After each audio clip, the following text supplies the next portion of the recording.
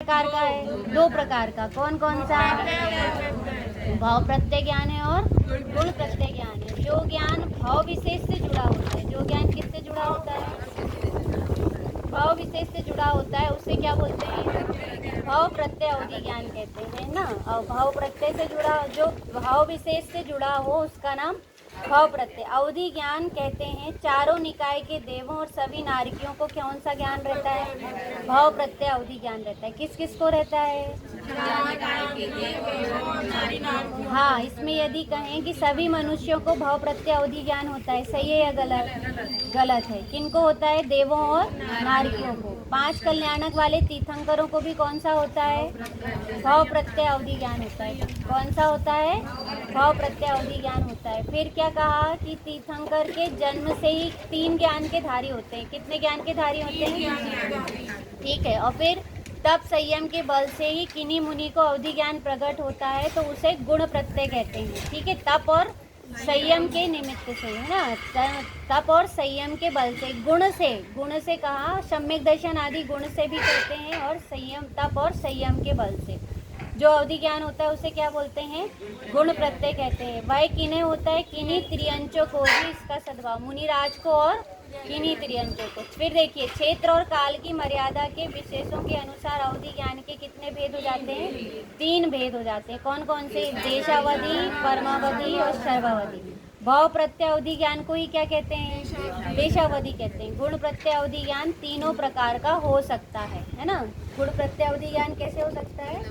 तीनों प्रकार का हो सकता है। देखिए, तीर्थंकरों को संयम धारण, प्रश्न नंबर 20, तीर्थंकरों को संयम धारण करने के पूर्व भाव प्रत्यय अवधि ज्ञान कहा है, तो क्या संयम धारण करने के बाद अवधि ज्ञान नहीं होता है? तो कहा कि तीर्थंकर को संयम धारण करने के पश्चात भाव प्रत्यय अवधि ज्ञान गुण प्रत्यय रूप हो जाता है। उनको भाव प्रत्यय ज्ञान संयम धारण करने पे क्या हो जाता है? गुण प्रत्यय रूप हो जाता है। और देशावधि ज्ञान परमावधि सर्वावधि रूप हो जाता है। और देशावधि किस रूप हो जाता है? परमावधि और सर्वावधि। और चौथा मने पर्याय ज्ञान भी प्रकट हो जाता है। ठीक है। तीर्थंकर को कौन सा भाव प्रत्यय किस रूप हो जाता है? गुण प्रत्यय रूप। भाव प्रत्यय किस रूप हो जाता है? गुण प्रत्यय रूप हो जाता है। और उसके बाद जो देशावधि ज्ञान है वह कैसा हो जाता है? परमावधि सर्वावधि रूप हो जाता है। और चौथा नंबर कौन सा ज्ञान? मने पर्याय ज्ञान भी प्रकट हो जाता है। ठीक है ना। अब हो गया ये गुण प्रत्यय अवधि ज्ञान की 6 विशेषताएं बता रहे हैं। प्रश्न नंबर 21, क्या कहा? गुण प्रत्यय अवधि ज्ञान की 6 विशेषताएं कौन सी हैं? ये तो आप लोगों को बहुत अच्छे से याद है, सूत्रविधि से, है ना। गुण प्रत्यय अवधि ज्ञान की 6 विशेषताएं। पहला नंबर, दूसरा, तीसरा, चौथा, पांचवा, छठवा। ठीक। अब अनुगामी में क्या कहा? अनुगामी अवधि ज्ञान के 2 भेद हैं। कितने भेद हैं? 2 भेद। कौन कौन से? क्षेत्रानुगामी और भावानुगामी। फिर से बोलिए। फिर से बोलिए। हाँ, क्षेत्रानुगामी किसे कहते हैं? जो अन्य क्षेत्र में अवधि ज्ञान को लेकर जाए, बस इतना, है ना। ऐसा सुनिए पहले। अनुगामी का अर्थ क्या है? साथ जाए। अनुगामी मतलब साथ जाए। तो क्षेत्र अनुगामी मतलब दूसरे क्षेत्र में लेकर जाए, है ना। मतलब यहाँ बैठे थे मुनिराज और उनको अवधि ज्ञान हुआ, तो वो दूसरे क्षेत्र में गए, तो दूसरे क्षेत्र में भी लेकर वह अवधि ज्ञान चले गए। आप कह रही थी ना, अंगारक की कहानी है, जैसे कि अंगारक आए और अंगारक की अंगूठी जो थी वो कमल में छिप गई, है ना।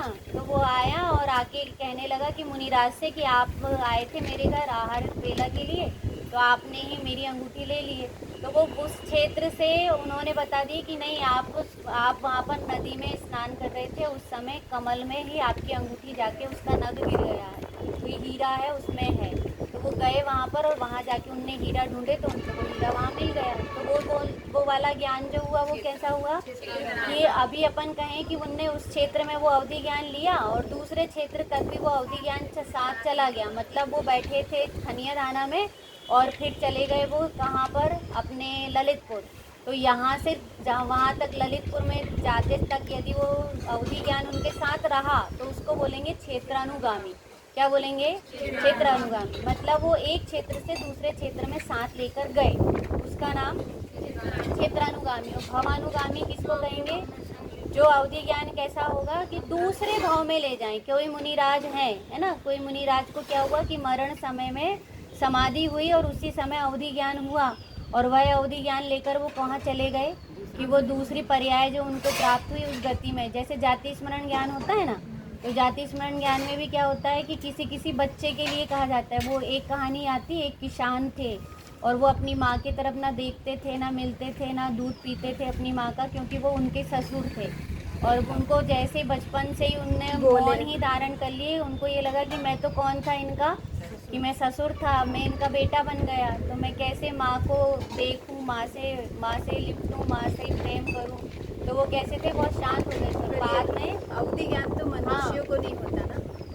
नहीं होता है ना, उनको ऐसा जाति स्मरण ज्ञान हो गया। हाँ, ऐसा उनको मतलब वो मरण समय उनकी विशुद्धि रही होगी, और विशुद्धि से वो विशुद्धि लेते हुए वो दूसरे भाव तक चले गए। तो वो उस अनुसार भाव अनुगामी ज्ञान हुआ, तो उसको कहेंगे भाव अनुगामी। उसको क्या बोलेंगे?